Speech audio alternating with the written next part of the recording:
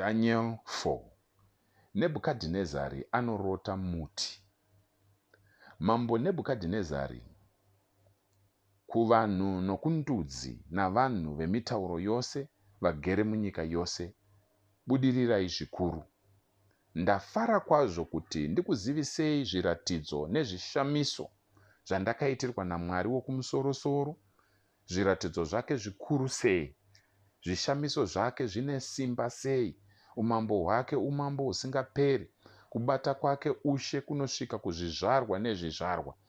Ini Nebukadhinezari ndakanga ndiri mumba mumuzinda wangu, ndakanyatsogutsikana uye ndichinyatsobudirira, ndakarota hope dzakandityisa. Pandakanga ndivete pamubhedha wangu, zvifananidzo nezviratidzo zvakapinda mupfungwa dzangu zvakandivhundutsa. Saka ndakarayira kuti varume vakachenjera veBhabhironi vauyiswe pamberi pangu kuti vazondidudzira kurota uku. N'anga navaya vanofarira mazango navazivi vezvenyeredzi navafemberi vakati vauya, ndakavaudza kurota kwangu, asi havana kugona kundidudzira. Pakupedzisira Dhanieri akauya pamberi pangu, ndikamuudza kurota kwangu. Ndiye anonzi Bheriteshazari, akapiwa zita raMwari wangu, uye mweya wavaMwari vatsvene uri maari. Ndakati, Bheriteshazari, iwe mukuru wen'anga, ndinoziva kuti mweya wavaMwari vatsvene uri mauri, uye hakuna chakavanzika chinokuomera. Hezvino zvandakarota, chindidudzira. Hezvino zvandakaratidzwa, zvandakaona ndivete pamubhedha wangu. Ndakatarisa ndikaona pamberi pangu pamire muti uri pakati penyika. Kureba kwawo kwakanga kuri kukuru kwazvo. Muti wakakura ukasimba, uye manhengenya awo aisvika kudenga. Wakanga uchioneka kusvika kumigumo yenyika. Mashizha awo akanga akanaka, uye michero yawo yakanga yakawanda chose, uye pamusoro pawo pakanga pane zvokudya zvachose. Mhuka dzesango dzakawana mumvuri pasi pawo, uye shiri dzedenga dzaimhara pamatavi awo. Zvipenyu zvose zvaidya pauri. Ndakaona muzviratidzo, ndakavata pamubhedha wangu, ndikatarisa. Ipapo pamberi pangu pakanga pano mutumwa, iye mutsvene, achiburuka kubva kudenga. Akadanidzira nenzwi guru achiti, temai muti uyu mugokwanhura matavi awo, pururai mashizha awo, mugoparadzira michero yawo. Mhuka ngadzitize pasi pawo, neshiri ngadzibve pamatavi awo, asi hunde nemidzi yawo yacho zvakasungwa nesimbi nendarira ngazvisare muvhu. Muswa hwesango ngaanyoroveswe nedova rokudenga, uye ngaagare nemhuka pakati pemiti yenyika. Pfungwa dzake ngadzishandurwe kubva pane dzomunhu, uye ngaapiwe pfungwa dzemhuka kusvikira nguva 9 dzamuperera. Kutonga uku kwaziviswa navatumwa vatsvene, ndivo vareva zvakatongwa, kuitira kuti vapenyu vagoziva kuti wokumusoro-soro ndiye ishe pamusoro poushe hwavanhu, uye anohupa kuna ani naani waanoda, anogadza pamusoro pavo munhu wapasi-pasi. Ndiko kurota kwandakaita, ini mambo Nebukadhinezari. Zvino chindiudza zvazvinoreva iwe Bheriteshazari, nokuti hakuna varume vakachenjera mushe hwangu vangagona kundidudzira, asi iwe unogona, nokuti mweya wavaMwari vatsvene uri mauri. Ipapo Dhanieri, ndiyewo Bheriteshazari, akakatyamara zvikuru kwechinguva, uye pfungwa dzake dzakamuvhundutsa.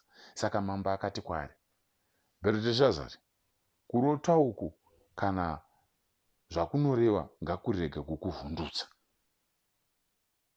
Bheriteshazari akapindura achiti, ishe wangu, dai chete kurota uku kwareva vavengi venyu nedudziro yacho vadzivisi venyu. Muti wamakaona wakakura uye ukasimba, una manhengenya awo anosvika kudenga, unoonekwa pasi pose, una mashizha akanaka nemichero mizhinji, uchipa zvokudya kuna vose, uchipa mumvuri kumhuka dzesango, uye nenzvimbo dzamatendere eshiri dzedenga pamatavi awo. Iyemi mambo, ndimi muti wacho. Mava mukuru uye mune simba, ukuru hwenyu hwakakura kusvika kudenga, uye ushe hwenyu hunosvika kumagumo enyika. Iyemi Iyemi mambo, makaona mutumwa iye mutsvene achiburuka kubva kudenga achiti, temai muti uyo muuparadze, asi musiye hunde yakasungwa nesimbi nendarira mukati mebundo resango, asi midzi yawo iri muvhu. Ngaanyoroveswe nedowa redenga, ngaararame semhuka dzesango kusvikira nguva 9 dzamuperera. Uku ndiko kududzirwa kwazvo, imi mambo. Ichi ndicho chirevo chewokumusorosoro chapiwa pamusoro penyu, ishe wangu mambo. Muchadzingwa pakati pavanhu, uye muchagara nemhuka dzesango.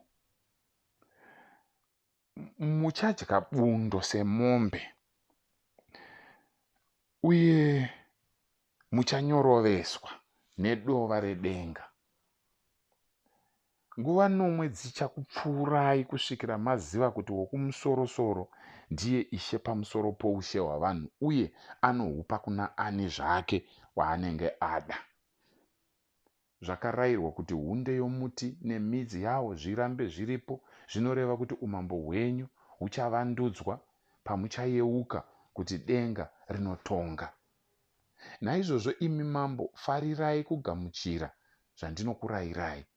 Siyai zvivi zvenyu nokuita zvakarurama, uye kuipa kwenyu nokuitira zvakanaka vanomanikidzwa.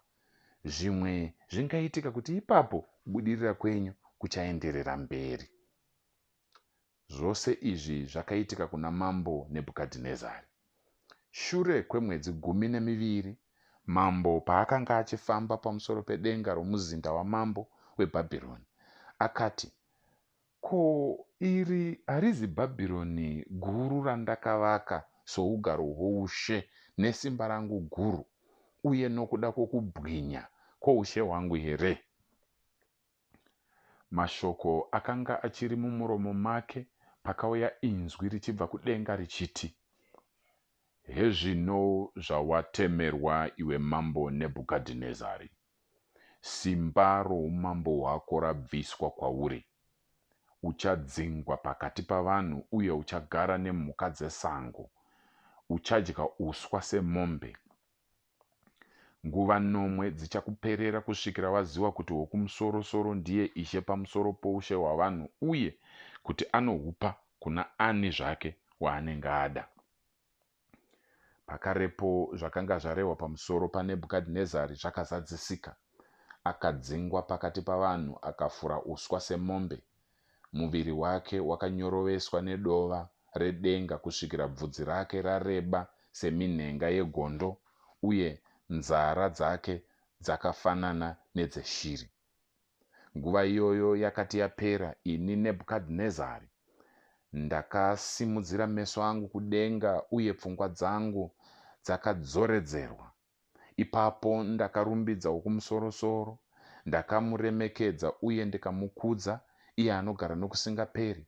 Ushe hwake hahuperi, umambo hwake hunogara kubva kuchizvarwa kusvikira kune chimwe chizvarwa. Vanhu vose venyika vanoonekwa nevasina maturo. Iye anoita sezvaanoda namasimba okudenga uye navanhu venyika. Hakuna munhu angakonesa ruoko rwake kana kuti kwaari waiteiko. Panguva yacho iyoyo yakavhundutswa pfungwa dzangu, kukudzwa kwangu nokubwinya kwangu kwakadzorerwa kwandiri nokuda kwokubwinya kwoushe hwangu. Vana mupamazano vangu namakurukota vakanditsvaka, uye ndakadzorerwazve pachigaro changu choushe, ndikava mukuru kunyange kupfuura kare. Zvino ini Nebhukadhinezari ndinorumbidza, ndinosimudzira uye ndinokudza mambo wokudenga, nokuti zvose zvaanoita zvakarurama, uye nzira dzake dzose dzakarurama, uye iye anogona kuninipisa vaya vanofamba mukuzvikudza.